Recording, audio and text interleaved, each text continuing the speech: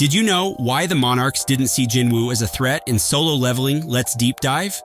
Sung Jin-Woo, the name that would shake the balance of power in solo leveling. From a mere E-rank hunter to an entity capable of standing against gods and devils alike, his journey was nothing short of legendary. But here's the strange part. For most of the story, the Monarchs, the supposed apex predators of their war, didn't even consider him a real threat. Why? Was it arrogance, or was there a deeper reason behind their underestimation? Today, we're going to break it all down in this solo leveling video. Let's talk about the Monarchs' perspective in solo leveling, a war beyond humanity. To truly understand why the Monarchs dismissed Jin-Woo, we first have to understand their worldview. The Monarchs are ancient, almost primordial beings who have been waging war against the rulers for eons. Their battle isn't about humans, it's about supremacy over existence itself.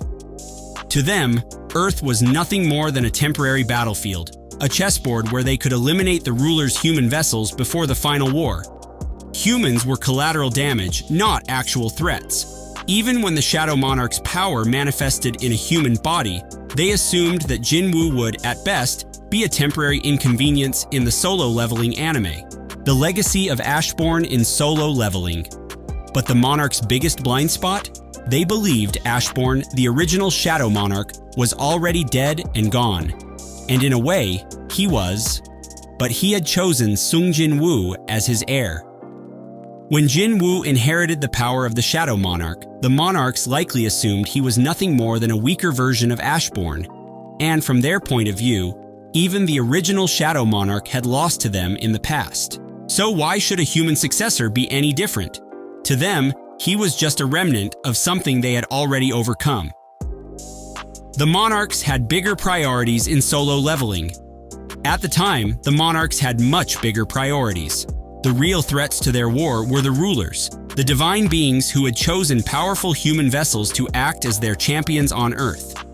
Their strategy was simple: wipe out the rulers' human vessels first. That was their immediate goal, not Sung Jin-Woo. He wasn't a chosen vessel of the rulers, he was just a rogue variable. Even though Jin-Woo was growing stronger, the Monarchs saw him as secondary. To them, eliminating the rulers' champions was far more important than dealing with a single, unpredictable human. In solo leveling, they didn't expect him to grow so fast.